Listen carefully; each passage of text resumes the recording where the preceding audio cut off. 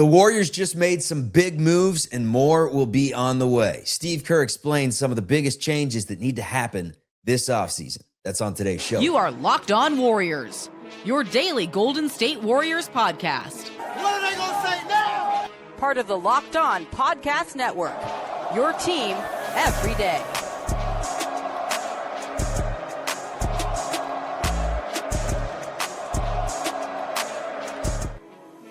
Good to see you again. Been a minute. Chuck Walter with you. This is Locked On Warriors, part of the Locked On Podcast Network, your team every day. Today's episode is brought to you by Gametime. Download the Gametime app, create an account, use code LOCKEDON for $20 off your first purchase. Good show today. A lot of content was blessed to us in the Warriors stratosphere. First time we've heard from Steve Kerr since he signed the contract. What are some of the plans? We'll get into NBA draft coverage. I'll have KALSHI on for the last segment of the program today.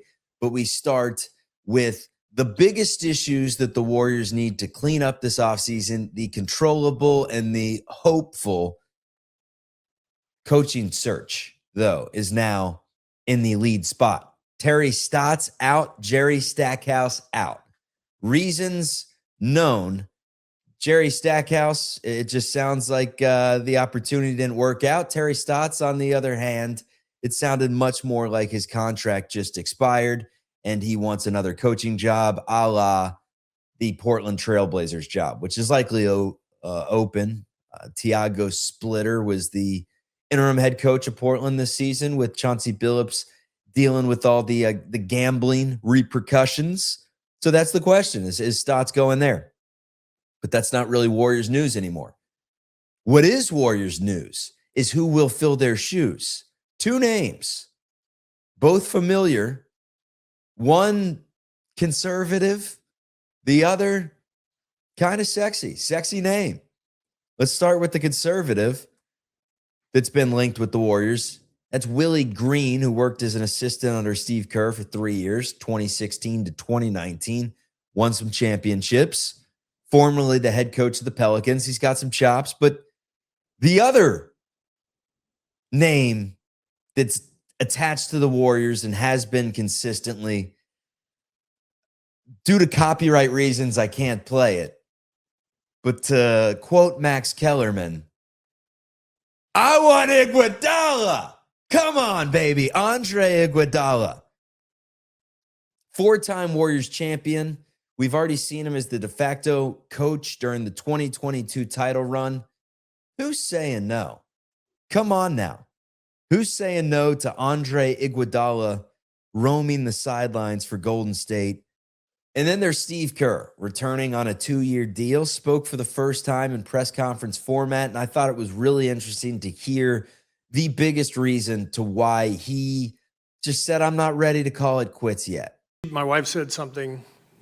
She said, you might coach again someday, but you'll never coach the Warriors again. And that was really meaningful to me because I love this team. I love our players, and that struck me. I couldn't imagine walking away from the Warriors, and so at that point it was really, what do you guys want to do? And we had great meetings, and over the course of about a week, we all agreed, let's do it. And so here I am. But Margot said to me, if you leave, you can come back and coach, but you can never coach the Warriors again. That was the most meaningful thing because I love the Warriors. I love Steph and Dre and the guys and Rick Celebrini and Mike and our crew, Eric Hausen and Bert, and I can go down the list, and there's people when I walk into that building every day who I love and admire, and who I know share the same values and desire for us to win, and it's an incredibly exciting and enlivening feeling to have that, and I wasn't ready to walk away. Also, the Clippers game was amazing, and you said we were us for one night, but if that game hadn't happened, could this not be taking place? Did you need to see it again right before you were about to make this decision? It helped. I couldn't tell you, If that hadn't happened, I couldn't predict. I think I would still be here. But you do live for those types of moments. And, it's something it's hard to describe, how awesome and just exhilarating it is to coach and to win a game and to see everything, come together. And it's one of the reasons we all, have trouble walking away. And I don't want to be, the guy who can't walk away. So a lot of that went through my mind. It was a time to really think. But I'm still pretty young. I've got a lot of energy. I love what I do. It made sense to keep going. And so I'm excited. Now, there's a clear thing the Warriors need to fix. Two things, rather.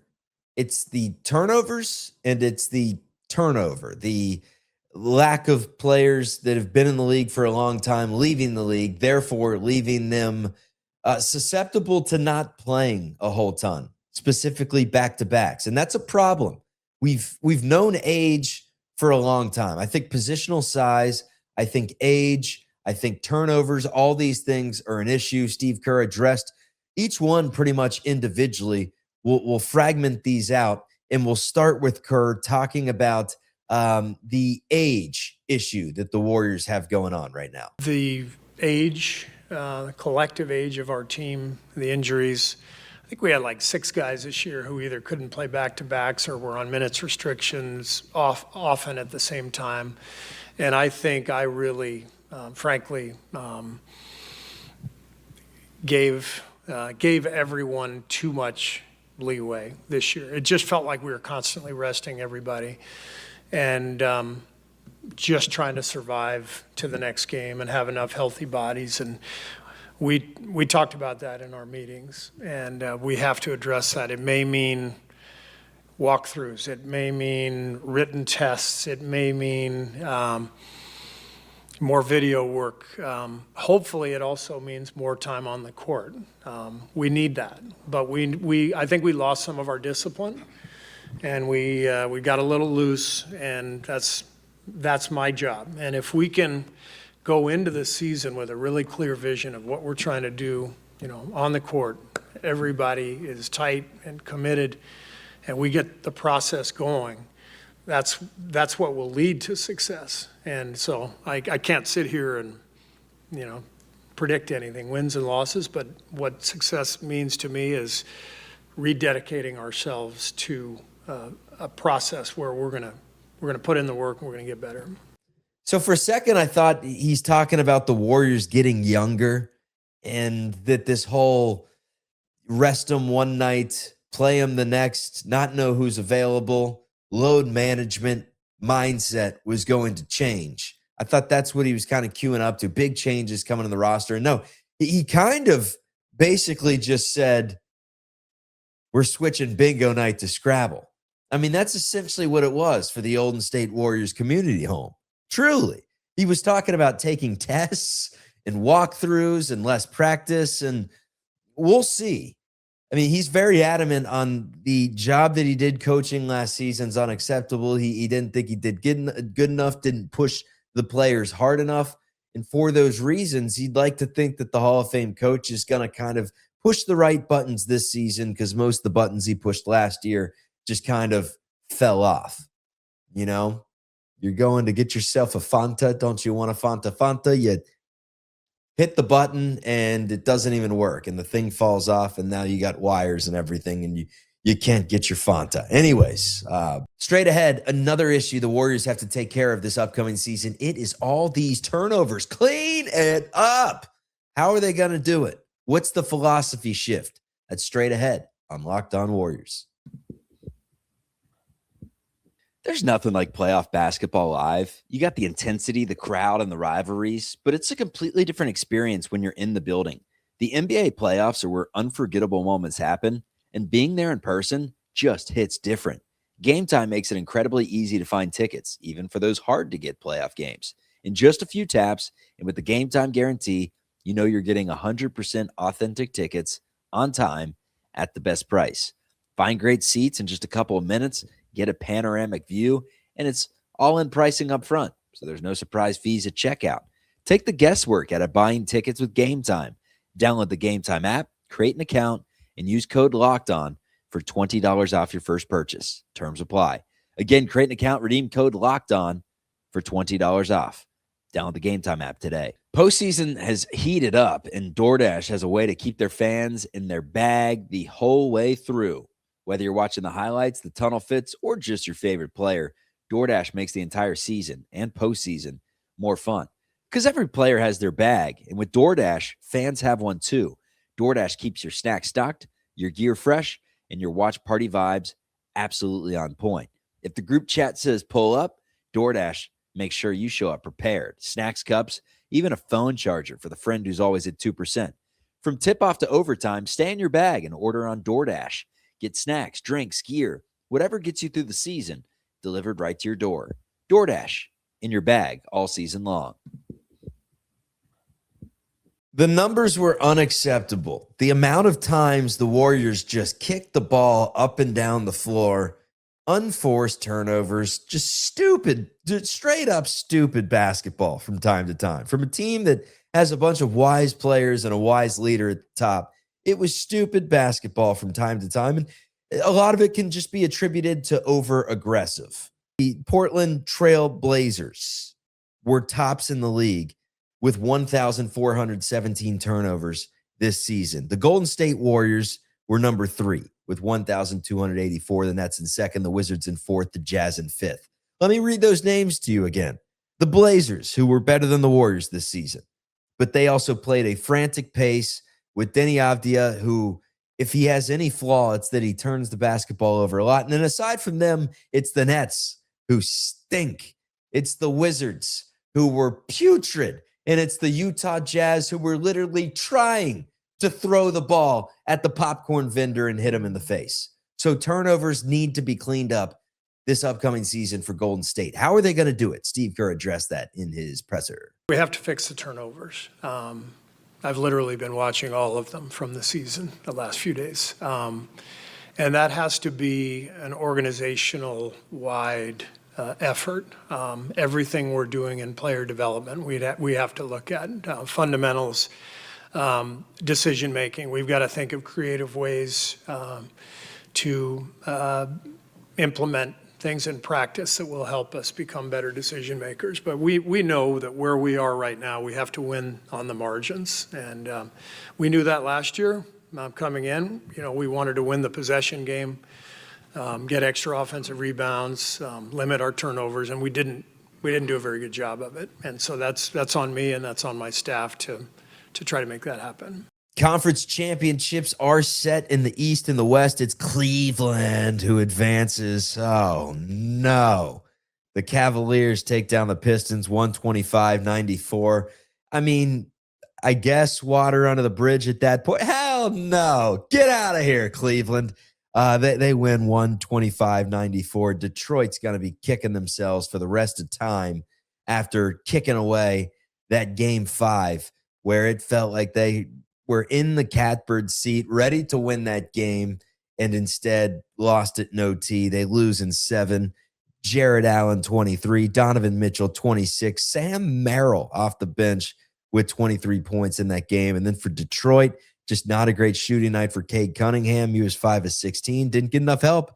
And the question I have, if you want to tie in maybe the Warriors dipping their toes into the Pistons' water, there are a couple guys there. And I think due to age and production, reverse it. Production from Jalen Duren, age, Ron Holland, that neither of those dudes are going to be available. But I think it's interesting. Duren, I think he's a maybe restricted free agent this upcoming season. I believe it is offseason. Well, I guess now, since it is his offseason, he had 7 points and 9 rebounds, struggled a bit in the playoffs after an awesome season. I don't know if Detroit would give up on him, but he had 7 and 9. And then the other guy off the bench, Ron Holland, who just played 6 minutes. I don't know if the Warriors would even want to dip into those waters, a guy that can't really shoot, but he's long, he's athletic, He's very raw, and he's someone that if you could get, I'd be at the very least enticed just because of ceiling alone. And that guy can glide for someone his size, and he is very good defender. So Ron Holland, an interesting name there. But I think both those dudes fit the identity that they formed. I don't think after a 60-22 season, just saying, if they do make any moves, maybe keep an eye on those two dudes. Not that they would be system fits at all for what Golden State has been trying to do the last decade or so. Anyways, the Warriors have the number 11 pick coming up in this year's draft. They have a second-round pick as well. They need to take that pick. We all know this. There have been reports that maybe they'll use that pick to bring in a more veteran-ready player, and maybe that's still a possibility. I don't think that player exists out there. If he does, I'm sure the Warriors are going to do whatever they can to try and bolster the roster to their best ability, yada, yada, yada. We hear it. We know it. The question to me is, with that 11th pick, I think they're going to use it. Who are they going to take this upcoming season? KALSHI and I will have that debate in just a minute here. But they need to draft and develop this lottery pick. They can't have a pick that's sitting on the bench that doesn't fit the type that your head coach is looking at. And Steve Kerr addressed this. He said that, that type schmipe, it had nothing to do with that. It was straight up. We were in a different position then than we are now. Whoever Mike decides to go after, I thought it was interesting. He doesn't really say that I'm doing any of the scouting. He was just kind of like, it's not my responsibility. Mike's handling that. We trust that he's going to bring in a player that from day one is ready to be developed. We're in a different position now than we were as an organization years ago. Those are the words from his mouth. Here he is, Steve Kerr. Fired a weekend for not playing the rookie. I did want to ask about that, though. You know, let's say you guys use the 11th pick. Yeah. Should theoretically have minutes available with Jimmy and Moses being down. But how, considering where everything's at, how committed do you feel like you're going to need to be to, like, the development of that lottery pick? I think that's a huge factor. And I think we're in a different place now, right? There's no question. And I've talked to Mike. I mean, I don't know the draft, but he feels really strongly that we're going to get a good player. It could be a 19-year-old. It could be someone older. It's obvious where we are with the injuries to Moses and Jimmy. You look at our depth on the wings. That guy has to play, and he's got to earn it, but we're committed to absolutely, the development of our young players, and trying to do this thing in a way that allows for success down the road. Down the road meaning, the end of next season and beyond, and we're excited about that. Coming up, a conversation that I had yesterday with Matt KALSHI breaking down this year's NBA draft and maybe some players that could be and should be on our radar that we have not discussed yet. With the NBA Finals right around the corner, that means every possession matters. If you're looking to get closer to the action, FanDuel has a great offer to get you started. Right now, new customers can bet just $5 and get $150 in bonus bets if your first bet wins. That's right. Turn $5 into $150 in bonus bets just for getting started. I like using FanDuel during the playoffs because it just makes the games more exciting. And everything's right there. You can check stats, trends, and matchups before making your picks. And, of course, the live betting makes things a little more fun and keeps the game interesting, even when it's a blowout. It doesn't have to be a blowout for you. Head to FanDuel.com to get started. That's FanDuel.com to get started. FanDuel, play your game. Workplace chaos, deadlines stacking up, inbox overflowing, and the one position you have to fill is still sitting open. When the pressure's on, you need the right hire. This is a job for Sponsored Jobs. Indeed, Sponsored Jobs helps you reach the people who actually fit what you're looking for. And this stat says it all. In the minute I've been talking to you, companies like yours made 27 hires on Indeed, according to Indeed data worldwide. So spend less time searching and more time interviewing candidates who check all your boxes. Listeners of this show, listen in. You'll get a $75 Sponsored Job credit to help get your job the premium status it deserves. That's Indeed.com/podcast. Tell them we sent you, Indeed.com/podcast, Terms and conditions apply. Need to hire? This is a job for Indeed sponsored jobs. Who's the pick that if the Warriors took, you'd be like, I don't know. Is there one? I don't know that like Acquaintance would be weird. Jaden Acquaintance. I'd hate You that. know, yeah, because that's just, I mean, I don't hate him as a player. I just hate him as a fit right now with what you're trying to do. He's raw as hell. exactly. That's a pure upside swing. It wouldn't make any sense to me at all. I don't know, man. What'll be really interesting is right now it seems like, I mean, look, Burries, Acuff, Wagler, like if that's 5, 6, 7, right? Which it seems to be leaning. Do the other guards, any of the other guards in that next range, LeBaron Philon, If Mikael Brown falls Brown, to 11, would you take him? I'd think long and hard about it. Again, it really comes down to whether Steve Kerr will trust a guy like that over like whoever they sign to a veteran minimum, whether it's Gary Payton or, you know, whoever the next guy is, right? He's, I mean, he can score the damn ball. Again, like they need guys who can handle and score, and he does that. He's not big. He's not necessarily a great defender, although, you know, I guess we'll see. That it's hard to say at the NBA level with guys of that frame too. I mean, it's not super encouraging that it's not his strength. Let's put it that way. He's a bucket getter. He's a flat out bucket getter. And Louisville had a disappointing season, which I think kind of hurts the stock a little bit. The scouting's weird, man. It's weird. Yeah.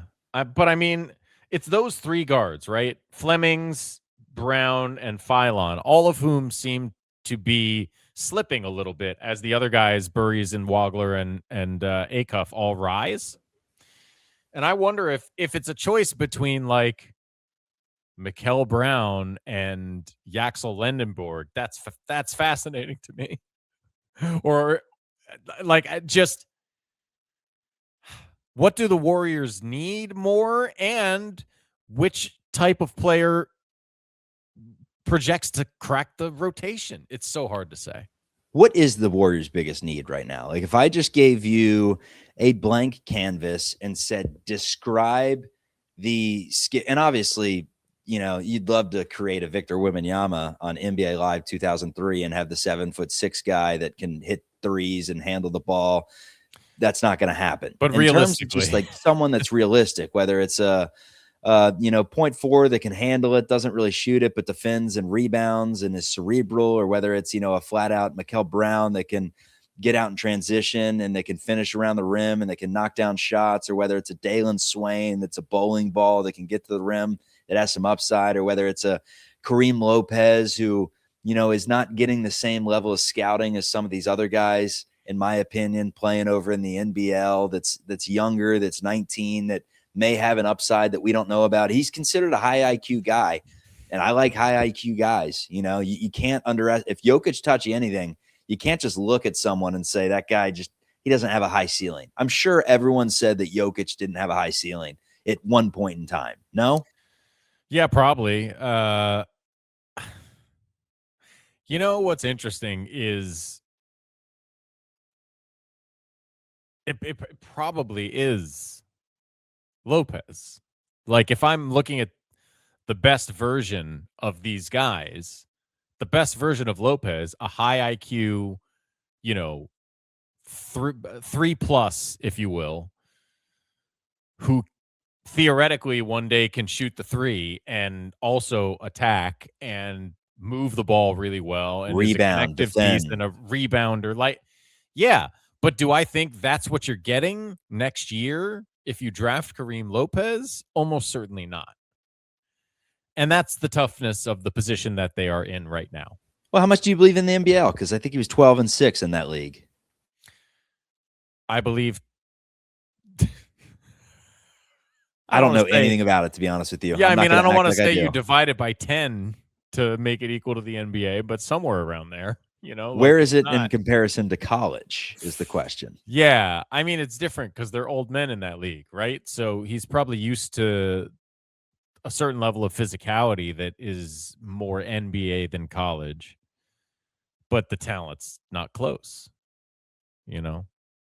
If the talent in the NBL was even close to college, far more players would be getting drafted from the NBL, right? So, yeah, it's a tough one. The competition's not as good. But also, the style of play is different. It's grown men. He's been a teenager over there in a foreign country. He's Mexican, I believe, right? So, doesn't speak the language as a first language anyway. Presumably he's had some sort of English language lessons, but like that's a tough spot for a teenager from Mexico to be playing pro ball with like grizzly old Australians who probably have a few whatever the real thing they're drinking down there, not Foster's is, before the game. So yeah, I don't know. It's a tricky one to analyze. I think it's probably scouted better than we think. And yet when you look at I think the problem with a guy like Lopez, right, is he's being scouted fine by NBA teams, would be my guess. But it's hard for everyone who's doing draft analysis to scout him. So the mocks and big boards have him all over the place. Like some people would suggest maybe he'll slip into the second round for you, I think. Others think he's a top 15 talent. So who knows? Let's get real, man. We saw Reynaud last year at 15 at one point, and he ended up going in the 40s. So what you see on paper right now is it's not necessarily what you're going to get. Like you may be sitting there at 11 and Fleming's name comes up and you're like, whoa, Kingston Flemings is available. Do we take him? We haven't scouted him at all. So maybe we just go through the top 20 and see if anyone could potentially fall. Hell, I saw videos of Cam Boozer doing his lateral movement drills and he looks so damn slow. Maybe he drops to 11. I think not, friend. But no, he's a position guy and IQ guy. So I don't think that matters, but I also think some of that stuff is so overrated. Like, have you watched him move laterally on a basketball floor? Looks fine. You know what I mean? I like the cone drill's great. I get it. Shuttle run, fine. Vertical jump, it's all lovely. But like that guy plays hoop, and it's not like he not like Tyler Hansborough or Jared Sullivan. Like Cameron Boozer is going to be good. Maybe he doesn't have the ceiling of Darren Peterson, but he's going to be really, really good. How do the Warriors attack this draft knowing that their other moves won't be finalized? Like maybe they have something internally agreed with in terms of Kristaps Porzingis, but you would have to imagine that Porzingis' status is going to affect their drafting. Like they're not going after a Daimara or they're not going after Hannes Steinbeck or any. I don't think they'd go after Steinbeck regardless. I think he's more like 17, 18, but they're not going after any of these bigs if Porzingis is signing a 2-year, 1-year contract.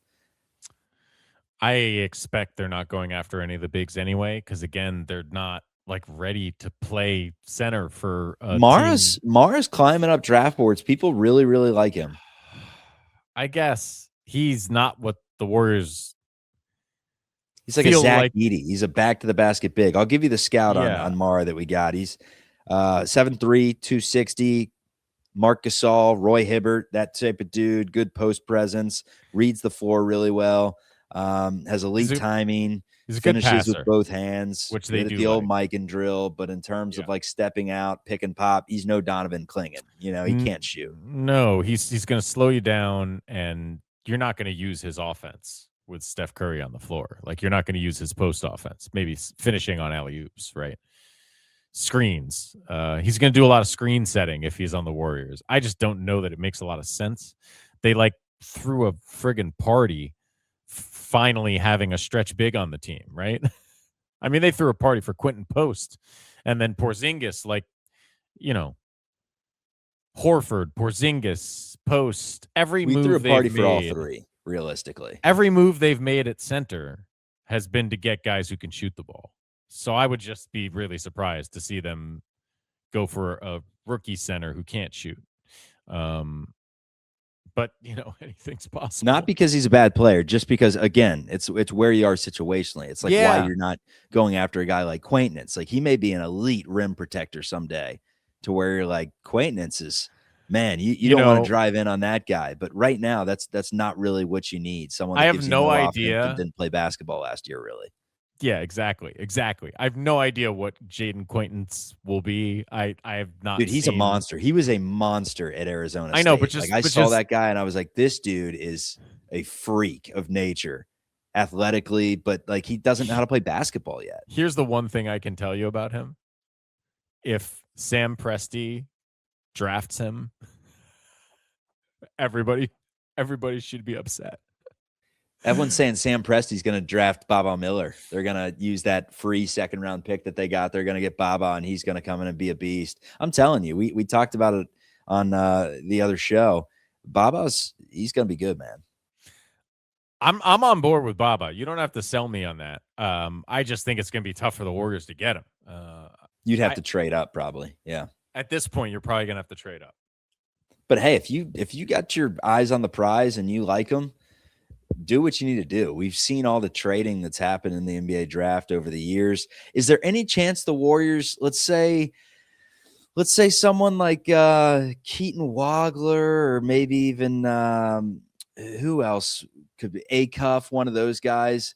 Is there any chance that maybe the Dubs would try to trade up and say, I think that one of those guys may be ready to go quicker than it appears, and let's, trade away a draft pick in 2 years? Like, which team that you're looking at that have top 10 picks would actually be willing to potentially, make some sort of a blockbuster deal, or just a smaller deal to bring in future draft capital because they like someone at 11 and, the Warriors like someone at 7? Which team that you're looking at that have top 10 picks would actually be willing to potentially, make some sort of a blockbuster deal, or just a smaller deal to bring in future draft capital because they like someone at 11 and, the Warriors like someone at 7?